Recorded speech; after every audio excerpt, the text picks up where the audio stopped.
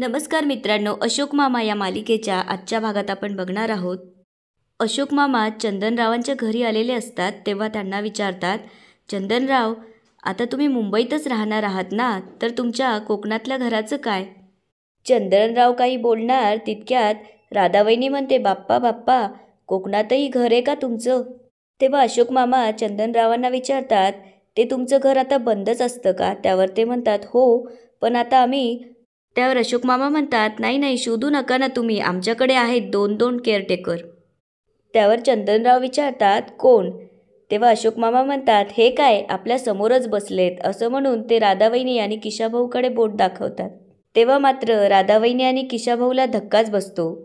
तेव्हा अशोक मामा चंदनरावांना विचारतात, चंदनराव, आमचे राधावहिनी किशाभाऊ तुमच्या कोकणातल्या घरात केअरटेकर म्हणून राहिलेले चालेल का तुम्हाला? त्यावर चंदनराव म्हणतात, अगदी उत्तम कल्पना सुचवली तुम्ही, काय किशाभाऊ? तेव्हा किशाभाऊ आणि राधावहिनीची बोलतीच बंद होते आणि ते अडखळतच म्हणतात, आम्ही काय करणार तिथे? त्यावर अशोक मामा म्हणतात, काम करणार, दुसरं काय, तुमच्या राहत्या घराचा प्रश्नही सुटेल. आणि ते म्हणतात, तुम्ही तिकडे काम करणार, त्याचे तुम्हाला पैसेही मिळणार, मी देईल तुम्हाला पैसे. तेव्हा किशाभाऊ नाटक करू लागतो आणि म्हणतो, ते पाणी बदल होईल ना, मला मुंबईच्या पाण्याची सवय झाली आहे. तेव्हा राधावहिनी म्हणते, आताच तर कुठं कान दुरुस्त झाले ना भाऊजी, परत बिघडतील. तेव्हा अशोक मामा जरा ओरडूनच त्यांना बोलतात, किशाभाऊ, उगाच खुसपट काढू नका, आणखी किती दिवस राहणार आहात तुम्ही आमच्या घरात? आता अनिश आणि भैरवीचं पण लग्न झालं, त्यात मुलांच्या पण जबाबदाऱ्या त्यांच्यावर आहेत, त्यामुळे त्यात आणखी भर घालू नका. तेव्हा अशोक मामा भैरवीच्या आईला विचारतात, मीनाताई, तुम्हाला हे तुमच्या घरात राहिलेलं आवडतील का? त्यावर ती म्हणते, हो चालेल ना, उगाच बाहेरचं कुणीतरी आल्यापेक्षा आपलंच कोणीतरी आलं तर आम्हाला नक्कीच आवडेल. तेव्हा भैरवीचे बाबा म्हणतात, ठीक आहे किशाभाऊ आणि वहिनी, तुम्ही 2 दिवसात तयारी करा, मी तुम्हाला तिकडे घेऊन जातो आणि तुमची चांगली व्यवस्था करतो. आता इकडे भैरवी अनिशला म्हणत असते, मामा मामींना राग आलाय वाटतं. त्यावर तो म्हणतो, राग आलात तरी येऊ दे, ॲटलिस्ट ते इथून निघून तरी जातील. तेव्हा भैरवी तिथे असलेलं एक एन्व्हलप हातात घेते. तेव्हा अनिश विचारतो, हे काय? तेव्हा भैरवी म्हणते, अरे बाबांनी एका रिसॉर्टचं बुकिंग केलं होतं, त्याचे व्हाउचर आहेत. तेव्हा अनिश हातात घेऊन म्हणतो, सो नाईस. तेव्हा भैरवी म्हणते, महाबळेश्वरचं आहे, 2 महिन्यात आपण कधी पण जाऊ शकतो. तेव्हा अनिश म्हणतो, इथे आपण नंतर जाऊया, आता मी तुला घेऊन जातो. आणि तो सांगतो, तुला माहिती आहे, मी एक माइंड ब्लोईंग जंगल रिसॉर्ट बघितलं आहे. तेव्हा भैरवी मात्र नाराज असते. तेव्हा तो विचारतो, काय गं, काय झालं? No excitement? बरं ठीक आहे, तू म्हणशील तिथे जाऊ, तू सांग कुठे जायचं? तेव्हा भैरवी म्हणते, अनिश तसं काही नाही आहे, ऑफिसमध्ये जरा स्ट्रेस आहे.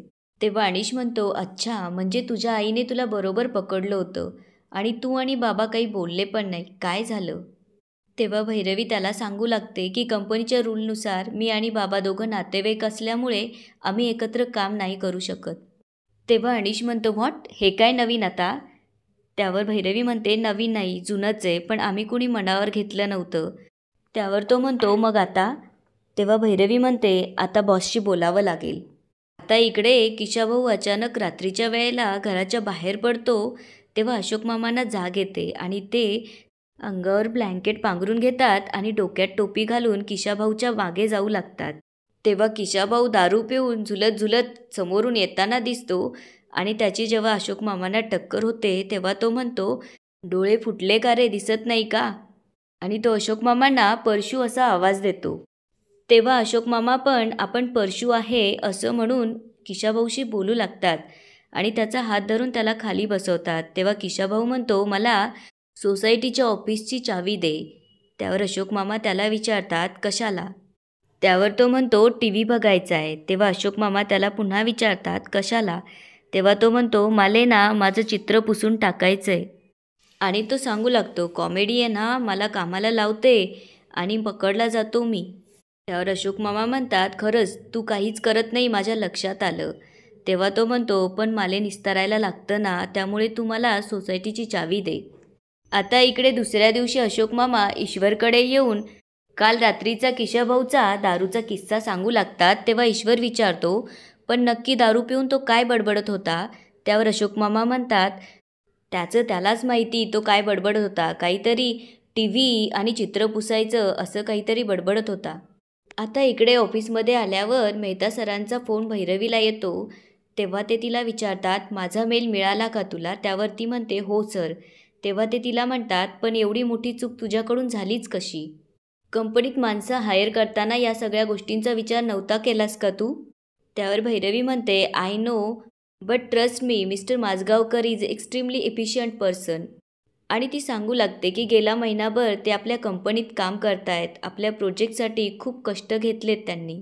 तेव्हा ते म्हणतात, हे बघ प्रश्न ते नाही आहे, मला वरती उत्तर द्यावं लागतं. तेव्हा भैरवी म्हणते, हवं तर तुम्ही त्यांना एकदा भेटा, पण प्लीज कामावरून काढू नका. त्यावर ते म्हणतात, हे बघ मी कंपनीच्या पॉलिसी अगेन्स्ट काहीही करणार नाही आणि त्यांना भेटून माझा निर्णय बदलणार नाही. त्यावर भैरवी म्हणते, बदलेल, अगदी 100% बदलेल. एखाद्या माणसाबद्दलचं ओपिनियन आपलं बदलू शकतं हे त्यांच्यामुळे कळलंय मला. आता इकडे नेहमीप्रमाणे सोसायटीच्या ऑफिसमध्ये तोरणे आणि देसाई बसलेले असतात. तितक्यात किशाभाऊ तिथे येतो. त्याला बघून तोरणे विचारतात, काय किशाभाऊ, परत का आलात?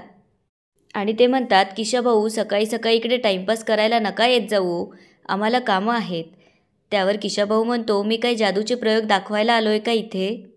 मी पण महत्त्वाच्या कामासाठीच इथे आलोय, दोघांच्याही कामाची गोष्ट घेऊन आलोय, असं तो सांगू लागतो. त्यावर देसाई विचारतात, म्हणजे काय? तेव्हा तो म्हणतो, तुम्हाला माझगावकरांच्या घराचे कागदपत्र हवे होते ना? आणि तो फाईल दाखवत म्हणतो, घेऊन आलोय आपण. फाईल बघून तोरणे आणि देसाई खुश होतात आणि म्हणतात, काय म्हणतात, पेपर आणलेत, बघू बघू इकडे. तेव्हा तो फाईल मागे घेत म्हणतो, आधी त्या टीव्हीवरचं चित्र पुसा. तेव्हा देसाई त्याला विचारतात, कसलं चित्र? आणि तोरणे म्हणतात, किशाभाऊ पुसा काय पुसा, तुम्हाला काय वेडबीड लागलंय का? तेव्हा किशाभाऊ म्हणतो, सिंपल लेन देणे की नाही, मी तुम्हाला काहीतरी देतो, तुम्ही मला काहीतरी द्या. तेवढं ते सोसायटीच्या बोर्डावर कागद चिटकवतानाचा जो फोटो आहे ना, तो तेवढा पुसून टाका. तेव्हा तोरणे आणि देसाईंच्या लक्षात येतं आणि ते त्याला विचारू लागतात, एक मिनिट, म्हणजे अनिश भैरवीच्या कॉन्ट्रॅक्ट मॅरेजचा कागद तुम्ही चिकटवला होतात? त्यावर तो म्हणतो, हां. तेवढा पुसा, मग देतो पेपर. तेव्हा तोरणे म्हणतात, बरं पुसतो, पण आधी ती फाईल द्या. तेव्हा किशाभाऊ ती फाईल त्यांना देतो. ते बघून तोरणे म्हणतात, किशाभाऊ हे काय आणलं? अहो याच्यात फक्त सोसायटीचे बिलं आणि मेंटेनन्सचे कागद आहेत. आणि ती फाईल परत करत ते म्हणतात, तुम्ही ना काही कामाचे नाही आहेत, घ्या ही फाईल आणि इथून जा. आमचं आम्ही बघून घेऊ, आता उगाच आमचा वेळ घेऊ नका. तेव्हा नाराज होतच किशाभाऊ ती फाईल घेऊन तिथून निघतो. किशाभाऊला जाताना परशूने आता बघितलेलं असतं. तेव्हा तो धावतच अशोक मामांना भेटण्यासाठी ईश्वरच्या घरी येतो. तेव्हा अशोक मामा त्याला म्हणतात, काय झालंय काय, एवढं धावत पळत यायला? त्यावर तो म्हणतो, अहो तुमच्या घरला गेलतो तेव्हा अनिश दादा म्हटले तुम्ही इथं आहे, म्हणून इथं आलो. त्यावर अशोक मामा विचारतात, अरे पण काय झालं काय? तेव्हा तो सांगू लागतो, अहो ते किशाभाऊ सोसायटीच्या ऑफिसमध्ये गेले होते. तेव्हा ईश्वर म्हणतो, अरे त्यात एवढं घाबरण्यासारखं काय? हे बघ, तो देसाई आणि तो तोरण्या, त्याच्याबरोबर तो गप्पा छाटायला जात असतो. रिकाम टेकडे लोक आहेत. त्यावर तो म्हणतो, अहो पण मामा ते काहीतरी बोलत होते की त्यांचं काहीतरी काम होतं. तेव्हा अशोक मामा विचारतात, कसलं काम? तेव्हा तो म्हणतो की त्याला काहीतरी कागद पाहिजे होता. तेव्हा ईश्वर म्हणतो, कागद? पण कसले कागद? त्यावर परशू म्हणतो, तेवढं काही माहीत नाही, पण ते म्हणत होते काहीतरी कागद पाहिजे आणि टीव्हीवरचं चित्र असं काहीतरी बोलत होते. तेव्हा अशोक मामांना किशाभाऊचं काल रात्री दारू पिऊन आल्यावरचं बोलणं आठवू लागतं आणि ते ईश्वरला म्हणतात, टीव्हीवरचं चित्र, काल रात्री तो दारू पिऊन हेच बोलत होता. तेव्हा परशू म्हणतो, मामा एक सांगू का, किशाभाऊवरून असं वाटतं की तो काहीतरी कांड नक्की करणार बघा. तेव्हा ईश्वर म्हणतो, काही टोटल लागत नाही बघ अशोक. तेव्हा अशोक मामांच्या मात्र CCTVबद्दल लक्षात आलेलं असतं आणि ते परशूला 2 दिवसाचं फुटेज काढायला सांगतात आणि त्यात किशाभाऊनी काही गडबड केली आहे का हे बघ असं म्हणतात. याच ठिकाणी आजचा एपिसोड संपतो. आता पुढे काय होणार ते बघूया उद्याच्या एपिसोडमध्ये. धन्यवाद.